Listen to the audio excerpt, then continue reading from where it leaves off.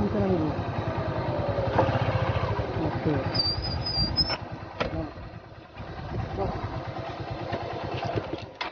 Mobile দেখি সেটাকে ফেলে দিতে হবে সেই কারণটা নয়, মানুষ যাতায়াত করবে কত অসুবিধা। বাঁধো ভালো করে বাঁধো।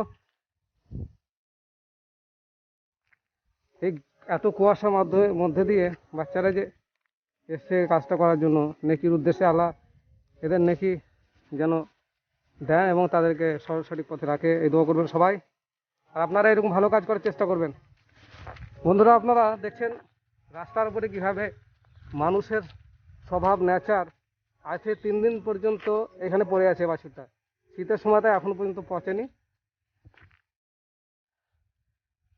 মানুষ যাতায়াত করছে অহরহ, এইটা যদি পচন ধরতো এখানে টিকতে পারতো, অথচ রাস্তার উপরে ফেলে রেখে চলে গেছে কেন? আপাতত এখানে রাখা হলো, পরে পুঁতে দেওয়া হবে।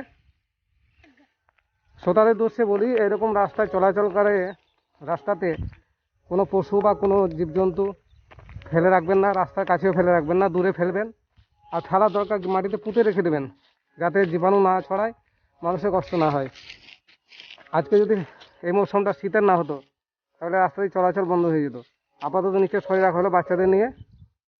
কোনো সহায়তার ব্যক্তি যদি থাকে, তারা সেটাকে তুলে ফেলে দিতে পারবে ইনশাআল্লাহ। আপনাদের দোয়া করবো এবং আপনাদের কাছে বলবো, আপনাদের উদ্দেশ্যে একটা কথা বলি, যে রাস্তার উপরে এরকম কষ্টদায়ক জিনিস সরানোর যে নেকি, সে সম্পর্কে হাদিসে আছে যে ইমানের সর্বোচ্চ অংশ হলো লা ইলাহা ইল্লাল্লাহ, আর সর্বনিম্ন স্তর হলো পথ থেকে কাঁটা সরিয়ে বা কষ্টদায়ক জিনিস সরিয়ে ফেলা। এর স্বভাব হলো ইমানের সবচাইতে নিম্নতর স্তর আর কি। আর যারা পথে কষ্টদায়ক জিনিস ফেলে রাখে, তারা কিন্তু সমাজে বা সংসারে সুখ হতে পারবে না। বরং যারা রাস্তার কাঁটা সরিয়ে দেয়, তারা নেকি পায় এবং সেই সঙ্গে তারা আনন্দ পায়।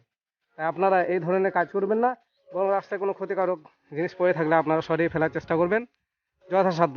আমরা যদি আরো বড় কয়েকজন থাকতো আমাদের সঙ্গে, তাহলে হয়তো ওকে তুলে নিয়ে অন্য কোথাও পুঁতে রাখতে পারতাম, কিন্তু এখন যেহেতু ছোট ছোট বাচ্চা, এরা পারবে না। তাই আপাতত সরিয়ে রাখা হলো, যাতে মানুষের যাতায়াতটা সুবিধা হয়। নিচে ফেলে রাখা হলো, মাটি দিয়ে ঢেকে দেওয়া হবে। আসসালামু আলাইকুম রহমতুল্লাহ।